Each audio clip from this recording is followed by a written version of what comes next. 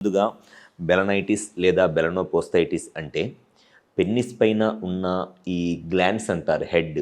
So, ఈ గ్లాండ్స్‌కి వచ్చే infection లేకపోతే పైన స్కిన్ ఉంటది కదా! ఈ స్కిన్‌కి వచ్చే ఇన్ఫెక్షన్ దాన్నే బెలనైటిస్ లేదా బెలనోపోస్టైటిస్ అంటారు. బెలనైటిస్ అంటే ఈ పైన ఉన్న స్కిన్‌కి ఒక్కదానికే వస్తే దాన్ని బెలనైటిస్ అంటారు. ఈ స్కిన్‌తో పాటు స్కిన్ కింద ఉన్న హెడ్‌కి కూడా ఇన్ఫెక్షన్ వస్తే దాన్ని బెలనోపోస్టైటిస్ అంటారు. సో, బెలనైటిస్ అన్నా, బెలనోపోస్టైటిస్ అన్నా ఆల్మోస్ట్ 2 కామన్ టర్మ్సే. ఇది ఈ పెన్నిస్‌కి, స్కిన్‌కి లేదా హెడ్‌కి వచ్చే ఇన్ఫెక్షన్స్.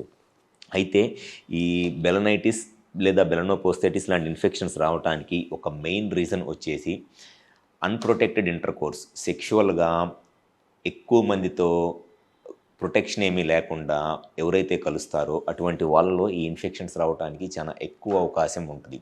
అది ఫస్ట్ రీజన్. సెకండ్ రీజన్ వచ్చేసి డయాబెటిస్. అంటే షుగర్ గనక ఉండి, ఆ షుగర్ గనక కంట్రోల్‌లో లేకపోతే అటువంటి వాళ్ళలో చాలా కామన్‌గా ఈ బెలనైటిస్ ఇన్ఫెక్షన్ అనేది వస్తది. అది సెకండ్ రీజన్. థర్డ్ రీజన్ వచ్చేసి కొంతమందికి ఇమ్యూనిటీ ఉండదు. అంటే వాళ్ళ యొక్క ఇమ్యూనిటీ లెవెల్స్ బాగా తక్కువగా ఉంటాయి. చిన్న చిన్న ఇన్ఫెక్షన్స్‌కే అది విపరీతమైన ఇన్ఫెక్షన్స్ వచ్చేస్తాయి. ఇమ్యూనో కాంప్రమైజ్డ్ పేషెంట్స్ అంటారు. అటువంటి వాళ్ళలో కూడా ఈ ఇన్ఫెక్షన్స్ రావటానికి అవకాశం ఉంటది.